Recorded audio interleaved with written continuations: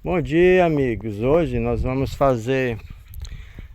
Hoje eu vou mostrar para vocês como foi que eu fiz para economizar água aqui no sítio, tá? Tá bom, olha lá, vamos lá. Eu coloquei duas caixas de 1.000 litros, ó. São 2.000 litros acopladas uma na outra, ó. Aqui, ó. Aí ela liga aqui, ó, com a outra aqui, desce por gravidade, ó. Aí está.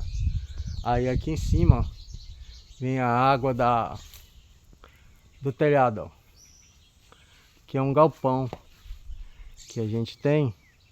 A gente aproveitou enquanto não está construído para fazer a nossa horta de balde, ó. Que coisa mais linda, né? Mas vamos lá aqui no foco. A água desce, enche o primeiro, aí depois enche o segundo.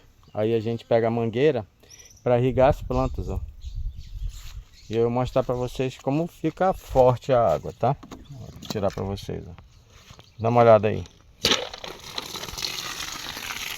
Olha aí a força d'água. É muito forte. É uma vazão muito legal. Então é isso aí, pessoal. Vocês podem colocar esses 2.000 litros de água aí para economizar água boa da chuva. Olha aí, cristalina aí, ó,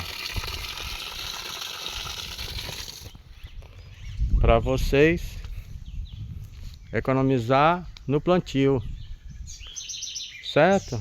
Tá aí, ó, uma dica maravilhosa para você aproveitar a água da chuva. Amazônia Verde fazendo projetos para melhorar a sua vida no campo.